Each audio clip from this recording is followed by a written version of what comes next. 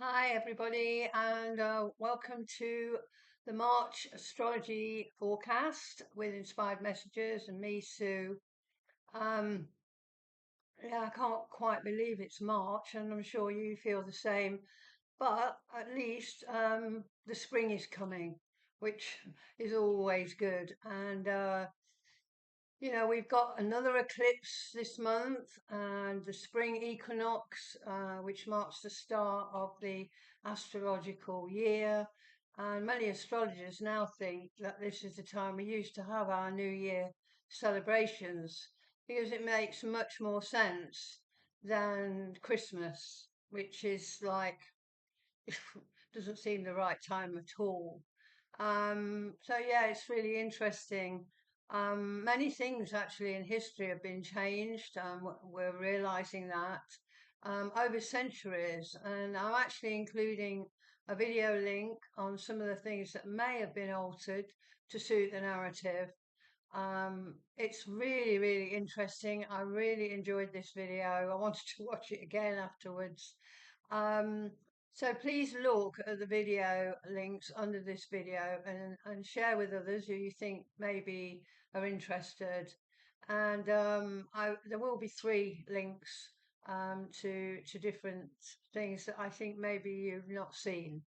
But anyway, have a look at that. It's very, very good. So um, back to the astrology. March actually is a powerhouse of a month, really, astrologically, as you know, January and February were, and March is and April, I think, are also, um, there's going to be a lot happening. There's already a lot happening if you've been watching the media, arrests and lots of things being revealed. And, I think there is actually a lot more to come during the next few months. I think it's going to be quite a roller coaster of a ride. So, you need to kind of take it easy and make sure you're in nature, ground yourself, hug a tree, and connect to the land if you can, and the stars, and the planets as well. Look up into the sky because we are part of that. We're part of the land. We connect, and all the herbs and everything are for our consumption to make us well and everything. So everything connects, and we need to think about that, I think. But anyway, as I say, this is going to be quite a powerhouse of a month. I would say maybe it will be a main event for many of the year's most significant shifts. We're moving through a portal, really, of hard resets, and particularly because, the rare Saturn Neptune conjunction, which occurred on the 20th of the 20th of February at 0 degrees of Aries, and that's the equinox degree, and it's still vibrating through the atmosphere as we enter March, because it's actually huge. But anyway, I'm actually recording this on the 1st of March, and tomorrow Mars will enter Pisces. Um, and Mars, as you know, is the god of war. But when it's in Pisces, the energy becomes more intuitive and less aggressive, and action is driven by emotion and compassion and empathy. And considering how many people are fighting in the wars around the world, we could definitely use this energy to help people who need it. So putting your energy into meditating or praying for world peace, that kind of thing would be really useful tomorrow on the 2nd. So on the 3rd, we have a total lunar eclipse, and it's going to be in the sign of Virgo. This is a total blood moon eclipse, and it's going to be approximately 13 degrees of Virgo. Eclipses are fated resets and mark change. And in the sign of Virgo, the focus really is on refining things, making things better, making things work better. It also represents health, our health, the health of the nation as well.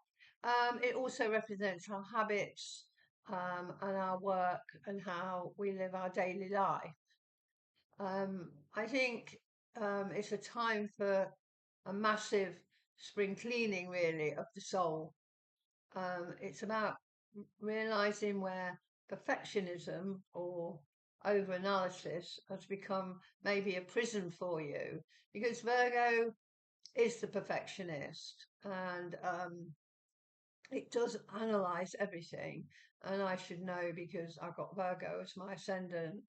So Virgo does tend to criticize itself, never thinking it's good enough, and it criticizes other people too, thinking that they can't do the job as well as you.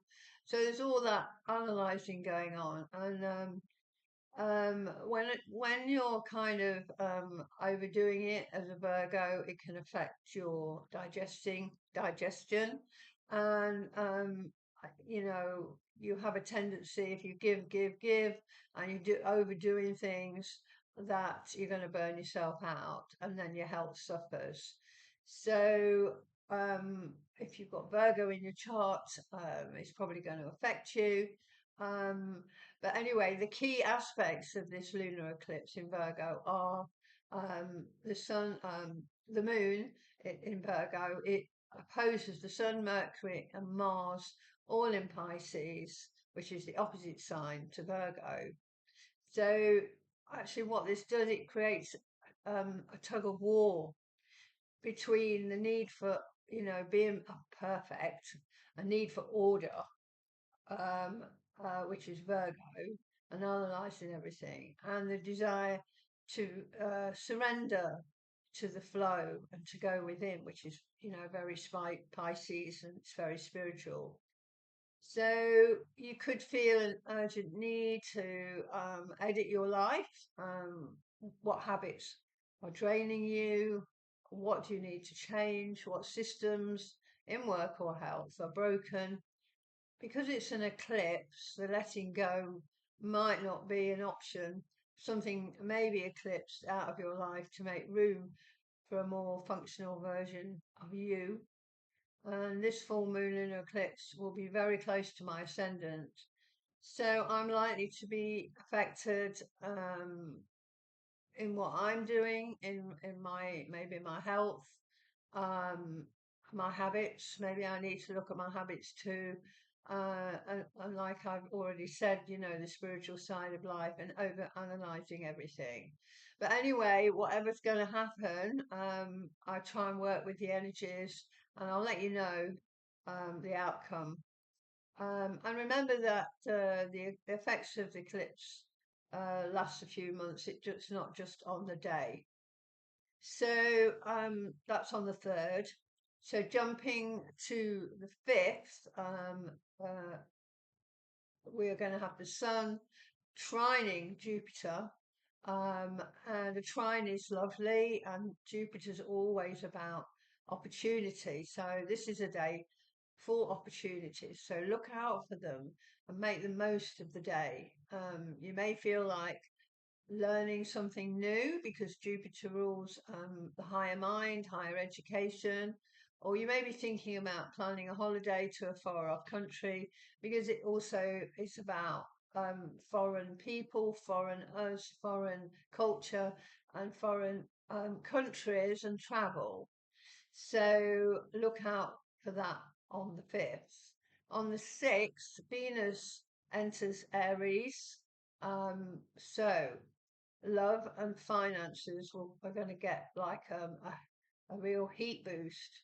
Relationships become, you know, maybe more direct, spontaneous, and perhaps a bit more impulsive.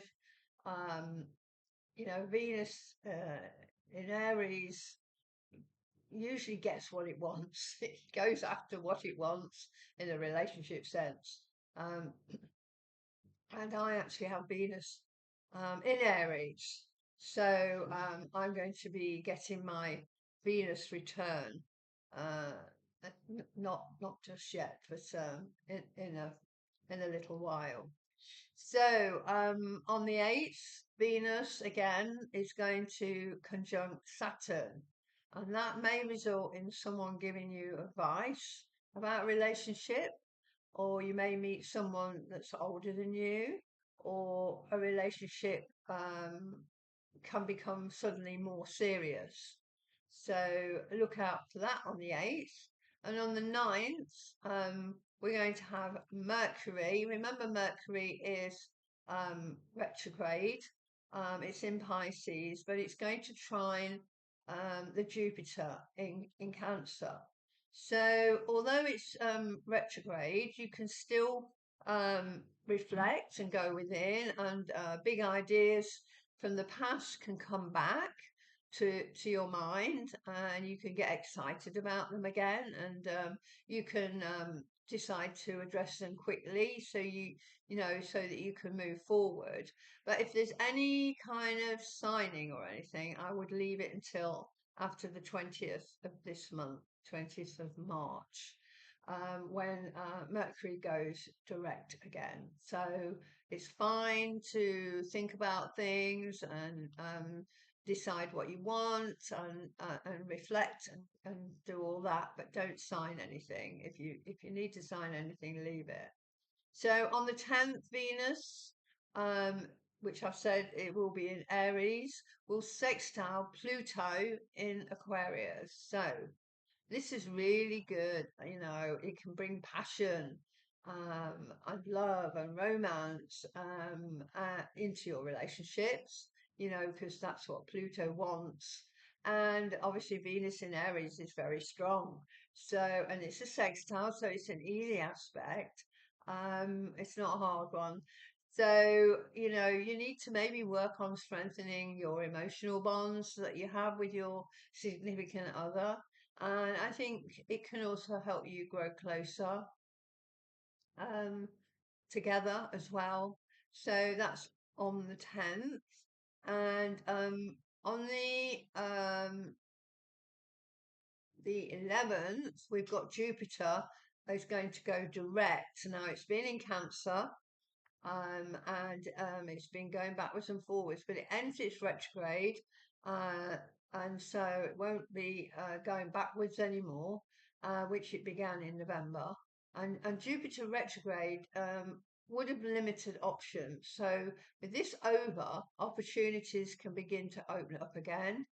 And this brings a sense of expansion to the home, family, and emotional security, because Jupiter is in the sign of Cancer, which rules the home and the family. That's why it's going to be expansion to that area of your life. But it might take another week or two. Or until the Mercury retrograde ends. But now you can start working on strengthening your internal foundation and making small personal improvements. So the 18th, 19th, we've got the new moon in Pisces. So I'm saying 18th, 19th because it's 1:23 into the 19th um, GMT. So it falls at 28 degrees of Pisces. So this new moon is actually in the spiritual womb of the month, because it occurs just as the sun prepares to leave the final sign of the zodiac. So we know that Aries is the beginning of the astrological year, and Pisces is the end of the astrological year. And this new moon is at 28 degrees of Pisces. So it could be considered deeply mystical, quiet, introspective, and it's very close to the 0 degrees of Aries. which is the start of the astrological year. So it's almost like the bridge between the old world and the new astrological year.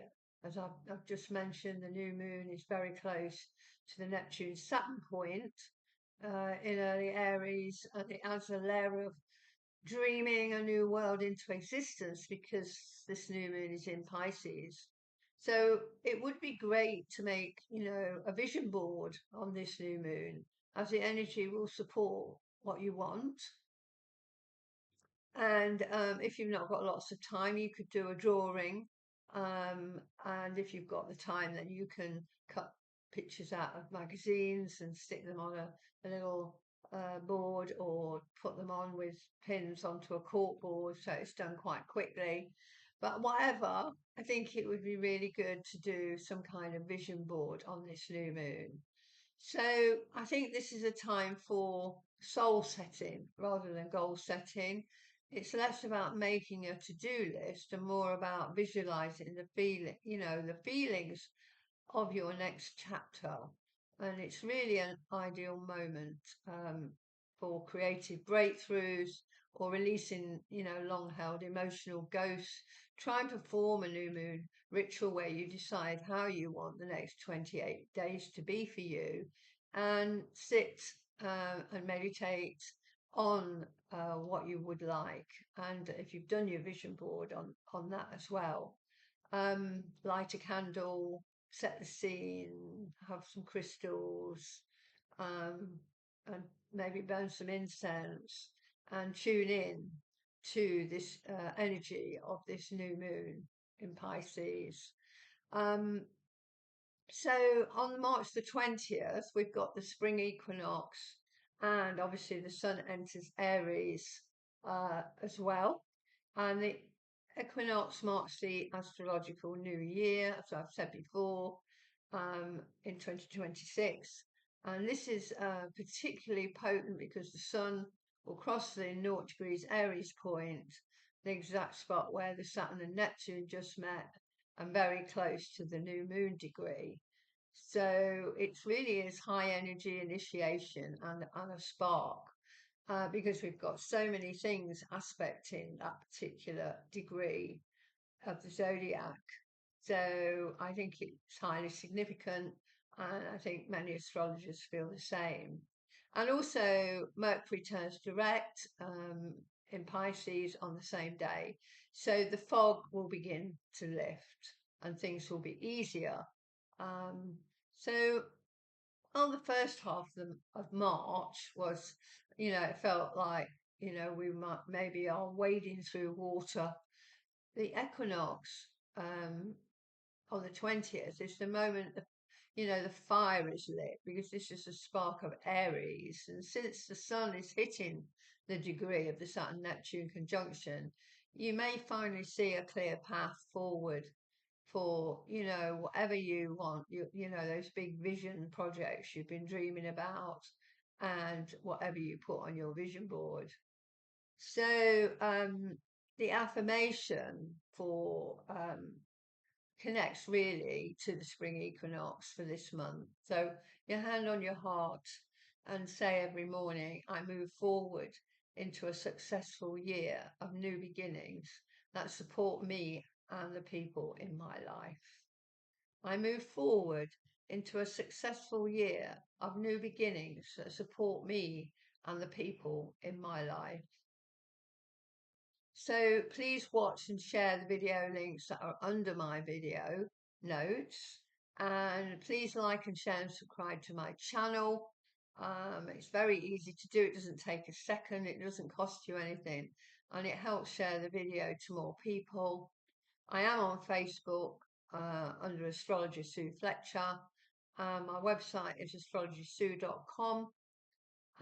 There's lots of content, videos on there, and the link to my YouTube channel if you want to go to that as well.